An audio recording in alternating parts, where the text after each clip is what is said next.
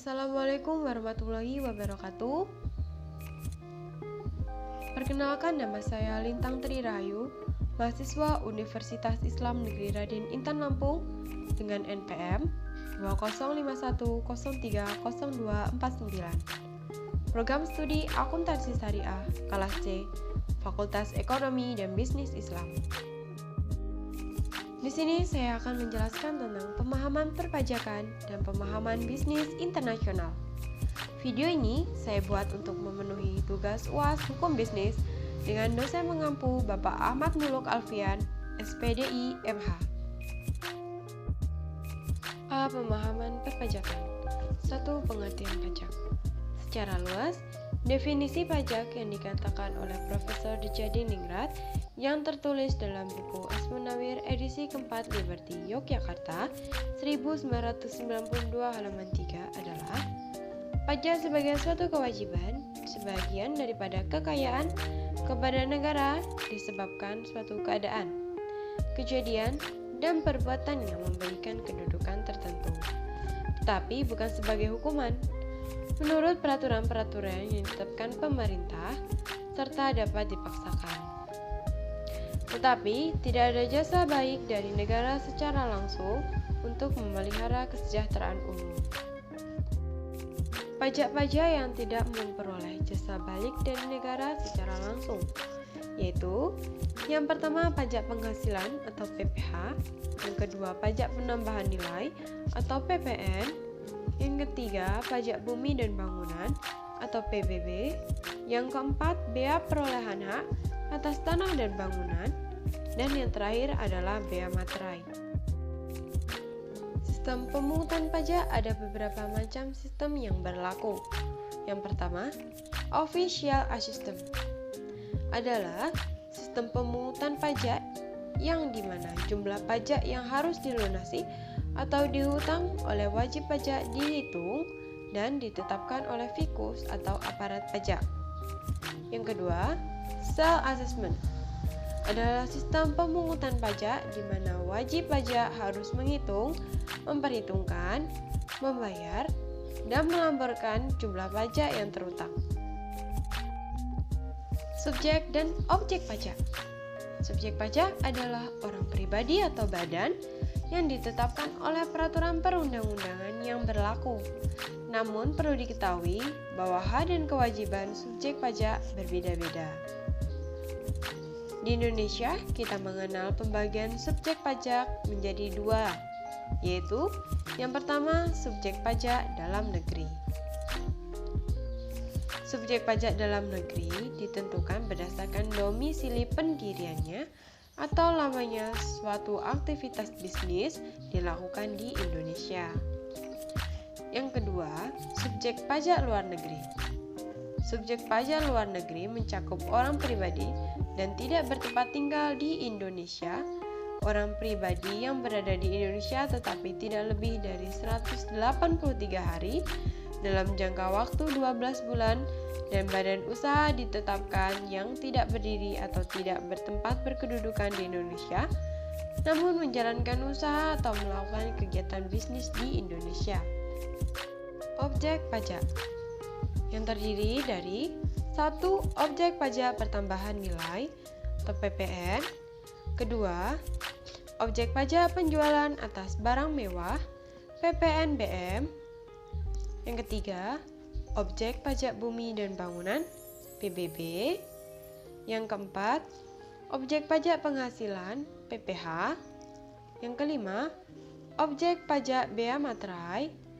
Dan yang keenam, objek pajak bea perolehan hak atas tanah dan bangunan atau disingkat BPHTB. Hak wajib pajak. 1.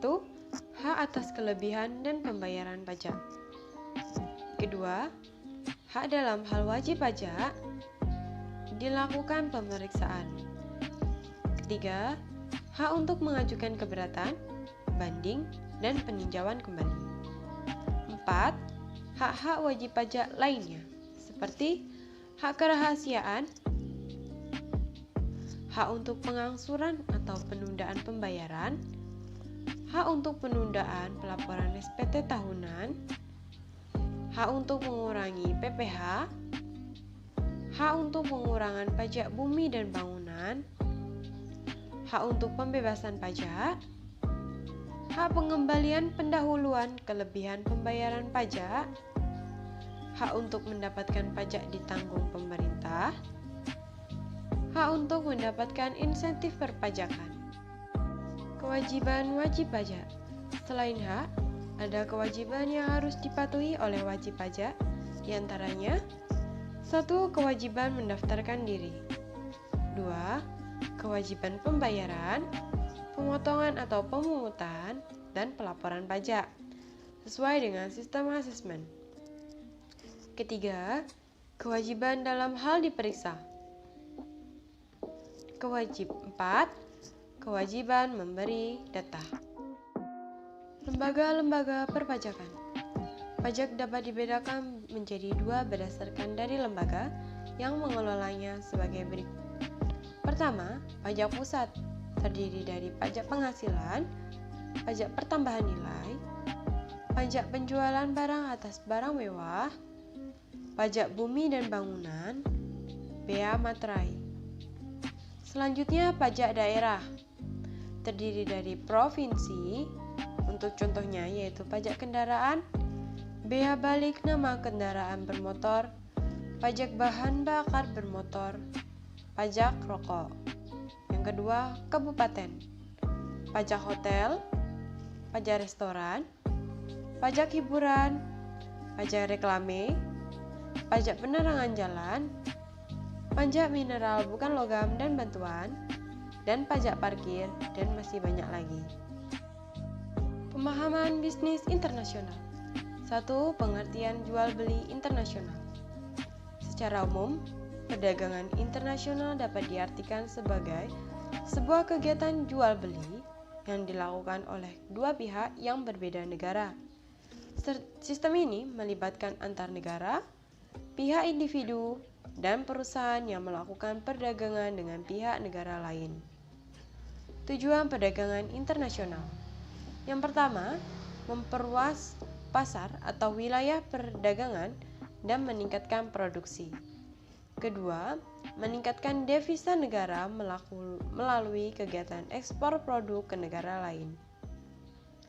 Ketiga, meningkatkan pertumbuhan sektor ekonomi, menstabilkan harga barang, dan menyerap banyak tenaga kerja. Dan yang keempat, melakukan transfer teknologi modern untuk membantu meningkatkan efisiensi dalam proses produksi. Dan yang kelima, mendorong terbentuknya sumber daya manusia yang semakin mahir, terampil, dan unggul untuk meningkatkan perkembangan teknologi. Letter of Credit. Dalam hakikatnya, Letter of Credit memiliki banyak sekali fungsi.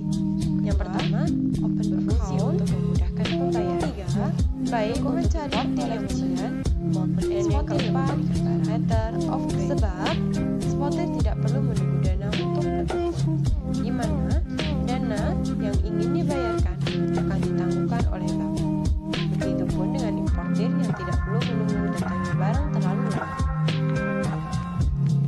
Selain itu, dengan fasilitas kredit yang dijamin oleh perbankan bisa membantu importir dalam menentukan waktu pembayaran. Apakah ini langsung atau ditangguhkan dulu dalam jangka waktu tertentu. Fungsi lain Letter of Credit ini adalah kemampuan dalam bertransaksi, utamanya untuk eksportir.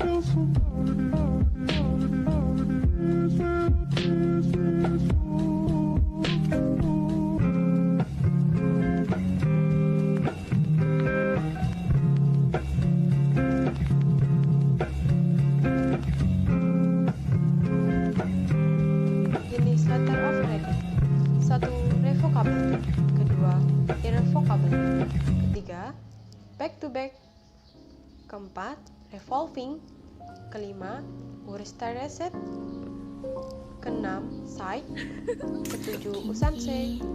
Dan yang terakhir, red clause. Imbal beli internasional. Transaksi imbal beli disebut juga dengan istilah barter, atau suatu jenis transaksi dagang di mana sebuah perusahaan mengekspor barang tertentu ke suatu negara dengan persyaratan bahwa dia juga harus mengimpor barang-barang lain dari negara tersebut sebagai imbalannya. World Trade Organization atau WTO merupakan satu-satunya organisasi internasional yang mengatur perdagangan internasional. Terbentuk sejak tahun 1995, WTO berjalan berdasarkan serangkaian perjanjian yang dinegosiasikan dan disepakati oleh sejumlah besar negara di dunia dan diartifikasi melalui parlemen. Tujuan dari perjanjian-perjanjian WTO adalah membantu produsen barang dan jasa, eksportir dan importir dalam melakukan kegiatannya.